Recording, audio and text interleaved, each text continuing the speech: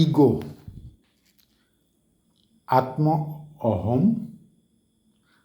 আত্মসন্মান, আত্মমৰ্যাদা বা আত্ম অভিমান, ইংৰাজীত ইগো বুলি কয়।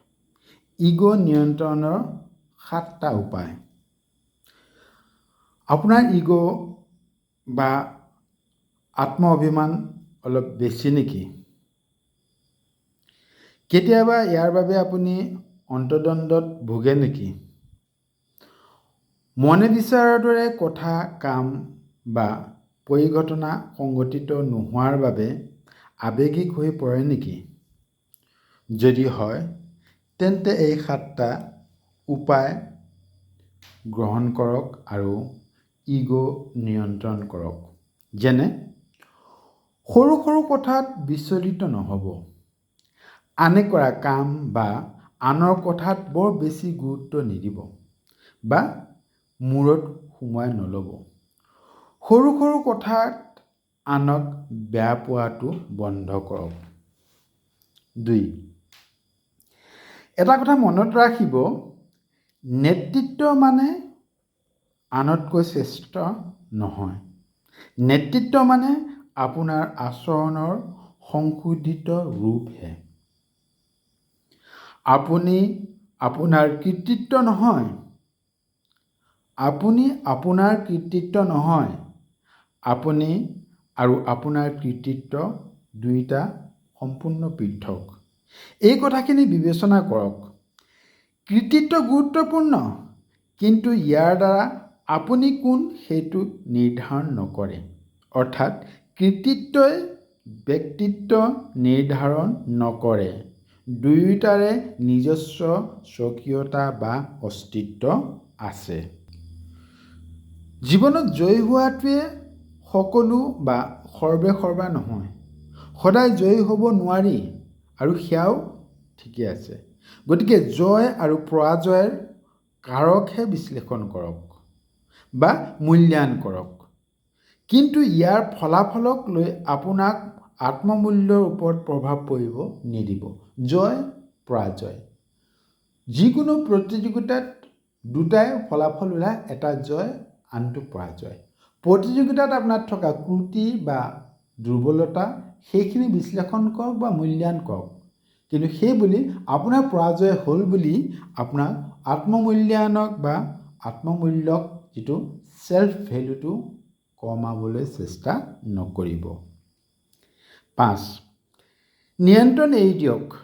নিয়ন্ত্ৰণ কৰিব নোৱাৰা বস্তু গ্ৰহণ কৰক। সকলোকে মেনেজ কৰিবলৈ চেষ্টা নকৰিব। নিয়ন্ত্ৰণৰ ঠাইত স্বতন্ত্ৰতা প্ৰদান কৰক আৰু লগতে দায়িত্ব আৰু দায়বদ্ধতাকহে সোঁৱৰাই দিয়ক। 6. কেতিয়াবা আপোনাৰ উচ্চাকাংক্ষা বা চাহিদা কেতিয়া বন্ধ হ'ব বা কিমানলৈকে আপুনি যোৱাটো বিচাৰে তাক নিৰ্ধাৰণ কৰক আৰু সেই সীমাবদ্ধতা জানি লৈ তাক বন্ধ কৰিবলৈ প্ৰয়াস কৰক। কাৰণ ইগো কেতিয়াও সন্তুষ্ট নহয় বা আমাৰ উচ্চাকাংক্ষা বা আকাংক্ষা কেতিয়াও শেষ নহয়।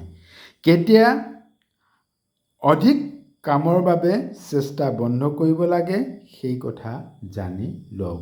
অৰ্থাৎ যিমান আমাৰ শক্তি আৰু সামৰ্থ্য আছে সিমানলৈকে আমি দায়িত্ব আৰু কৰ্তব্যৰ সীমাবদ্ধতা বান্ধি লোৱাটো উচিত।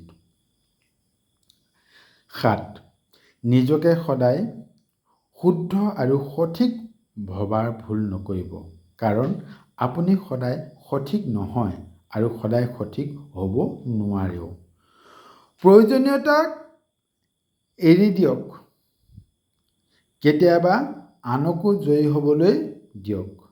সদায় মই শুদ্ধ, মই সঠিক সেই ভাৱৰ পৰা নিজকে আঁতৰাই আনক আৰু কেতিয়াবা আনৰ সিদ্ধান্তকো গ্ৰহণ কৰিবলৈ প্ৰয়াস কৰক। অৰ্থাৎ আনকো জয়ী হোৱাৰ সুখ উপভোগ কৰিবলৈ দিয়ক। আশা কৰোঁ এই 7টা নিয়ম পালন কৰিলে আমাৰ যিটো আত্মমূল্যায়ন বা আত্ম অভিমান আছে সেইটো বহু পৰিমাণে কমি যাব। নিশেষটো হ'ব নালাগে, কাৰণ আমাৰ আত্মমৰ্যাদা বা আত্মমূল্যায়ন অবিহনে আমাৰ অস্তিত্বই নাথাকে। কিন্তু অধিক ইগ' বা অধিক আত্মমৰ্যাদা বা আত্মসচেতনতাই কিন্তু কেতিয়াবা আমাক সমস্যাটো পেলায়। আশা কৰোঁ আপোনালোক সকলোৱে ইয়াৰ দ্বাৰা কিঞ্চিতমান হ'লেও উপকৃত হৈছে বা হ'ব। সকলোকে ধন্যবাদ জনাইছোঁ। সকলো কুশলে থাকক, মংগলে থাকক।